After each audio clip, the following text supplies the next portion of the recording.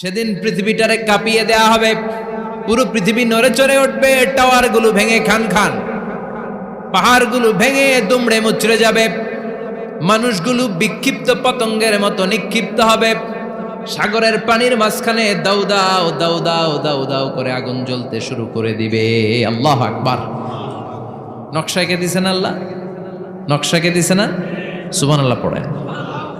আবার আল্লাহ বললেন ফাইদা বারিকাল বাসারু ওয়া খাসাফাল কামারু ওয়া জুমিআশ শামসু ওয়াল কামার ইয়াকুলুল ইনসানু আইনাল মাফার। সেদিন মানুষের চোখ হবে ছানা বড়া, চন্দ্র সূর্যে কোনো আলো থাকবে না, মানুষগুলো দিক বিদিক পাগলের মতো দৌড়াবে, সবার মুখে এক কথা, পালাবো কই? পালানোর জায়গা আছে নাকি শুধু বাংলাদেশের এই সাইডটাতেই কিয়ামত হবে? সৌদিতে আর হবে না? হ্যাঁ, আমেরিকায়? আমেরিকায় কেমনে হবে? ওদিক তো ডোনাল্ড ট্রাম্প থাকে। হ্যাঁ, আমেরিকাতেও হবে, জাপানে হবে, ইন্ডিয়াতে হবে, গোটা বিশ্বে একসাথেই কাপাকাপি আর এই ধ্বংসলীলা শুরু হয়ে যাবে। চিৎকার করে বলেন ঠিক কিনা? আল্লাহ বলেন ইয়াউমা নাতুইস সামা কাতাইয়িস সিজিল লিল কুতুব।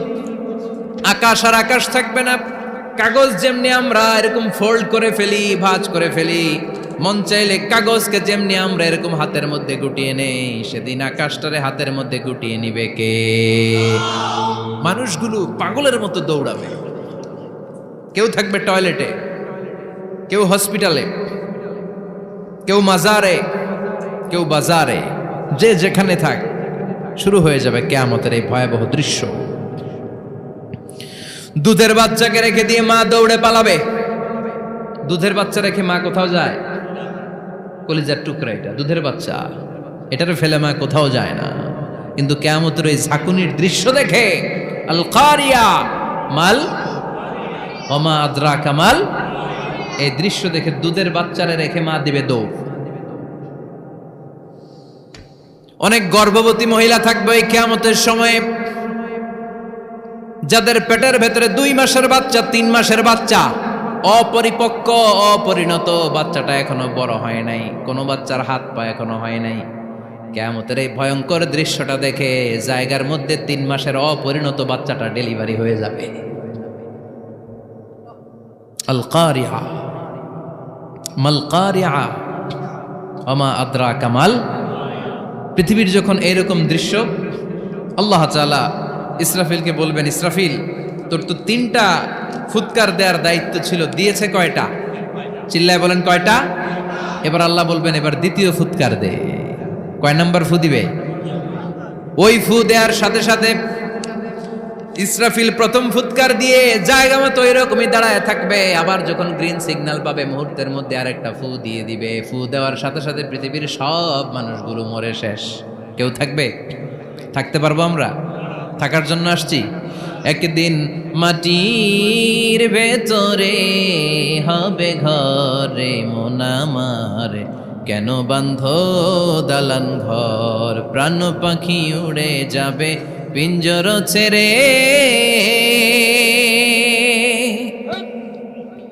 ধরা ধামে সবই রবে তুমি যাবে চলে, বন্ধু বান্ধব যত মাতা পিতা দ্বারা সুত সবই হবে তোমার পরে মন আমার, কেন বান্ধ দালান ঘর, একদিন মাটির ভেতরে হবে ঘরে মন আমার, কেন বান্ধ দালান ঘর। ঠিক কিনা?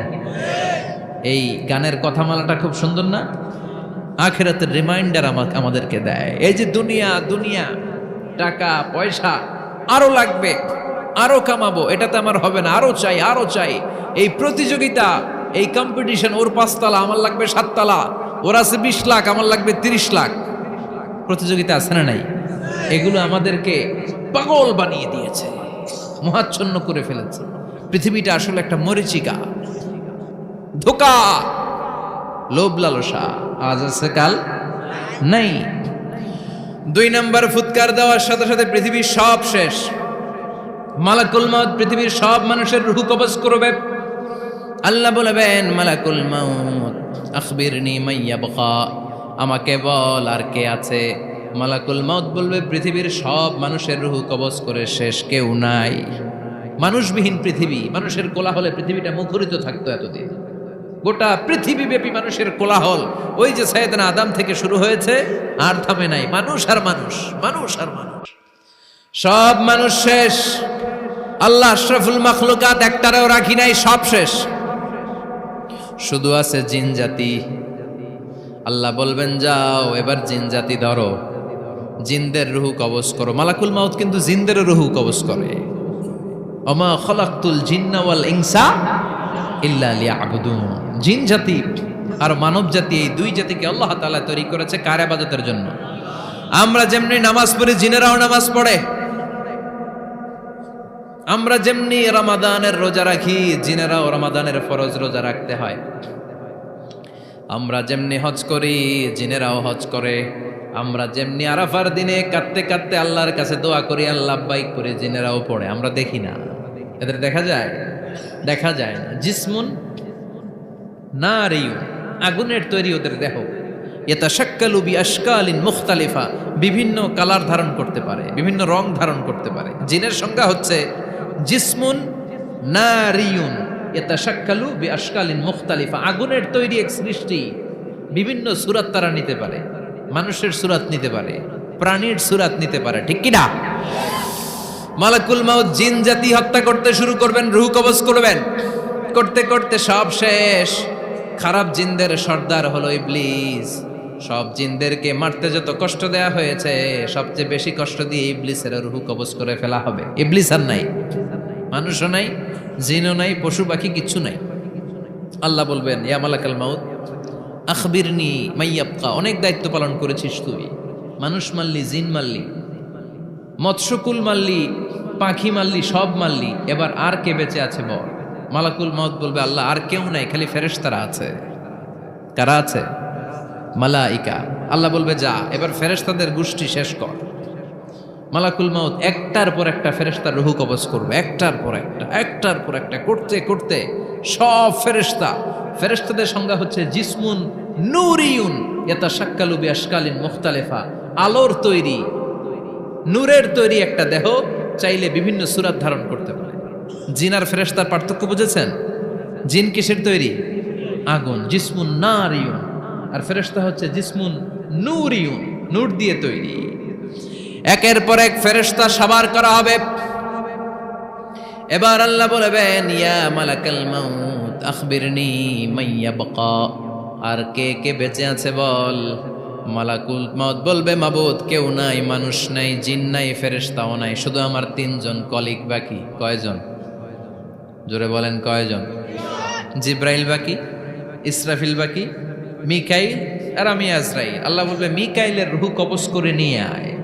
যে মিকাইল আমার আদেশে পৃথিবীতে বৃষ্টি ঝরাতো, আমার আদেশে ক্ষেত খামারে ফসলের ব্যবস্থা করে দিত, আমার আদেশে মানুষের রিজিকের হিসাব রাখতো, এই মিকাইলের রূহ কবজ করে নিয়ে আয়। এক নাম্বার কলিগ শেষ। কলিগ বুঝেন তো? সহকর্মী। কলিগ মানে কি? সহকর্মী। এক নাম্বার কলিগ নাই। আল্লাহ বলবে যা এবার ইসরাফিলের রূহ কবজ কর। ইসরাফিল ফেরেশতা তখনও আল্লাহর আরশের দিকে ঠোঁটের মাঝখানে বিশাল সিংহটা নিয়ে তাকিয়ে আছে। ওই মুহূর্তে মালাকুল মাউত যে সালাম দিয়ে রূহটা কবজ করে ফেলবে। ইসরাফিলও নাই, ইসরাফিলও নাই।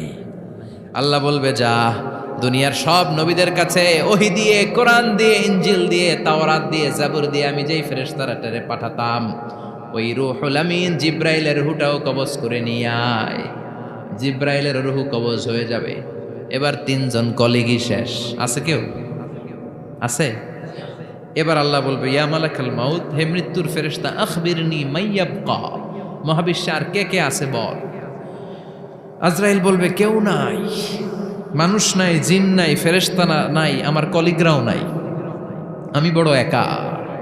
এখন আমি একা হয়ে গেছি। আল্লাহ আসি শুধু আমি।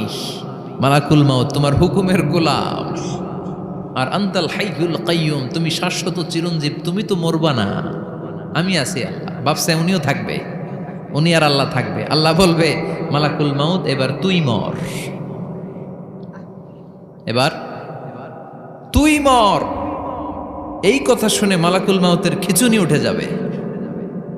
আজীবন মারছে, আজকে মরবে। খিচুনি উঠে যাবে, জ্বর এসে যাবে, কাঁপুনি ছুটে যাবে, কাঁপতে থাকবে। আল্লাহ বলবেন কাঁপাকাঁপি করে লাভ নাই, মর। মালাকুল মাউত বলবে মাবুদ এইটা আবার কেমন কথা, সবাই রে আমি মারলাম, আমি মরুম কেন?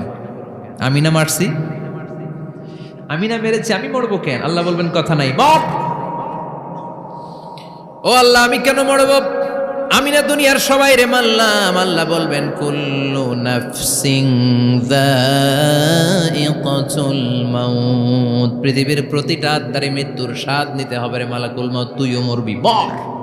কাঁপতে কাঁপতে আল্লাহ বলবে জান্নাত আর জাহান্নামের মাঝ বরাবর যে দাঁড়া।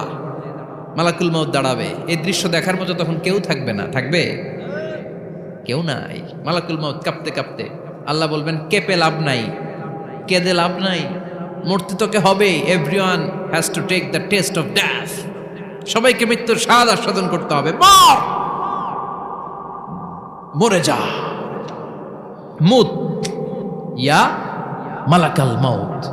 আল্লাহ বলবেন ও মৃত্যুর ফেরেশতা মর, মুত ইয়া মালাকাল মাউত। বলার সাথে সাথে যে ফেরেশতার হাতে আমাদের সবার রূহ চলে গিয়েছিল, ওই ফেরেশতা চিৎকার মেরে জান্নাত এবং জাহান্নামের মাঝখানে বেহুশ হয়ে পড়ে যাবে, শেষ। মালাকুল মাউতের কিচ্ছা খতম, উনিও নাই।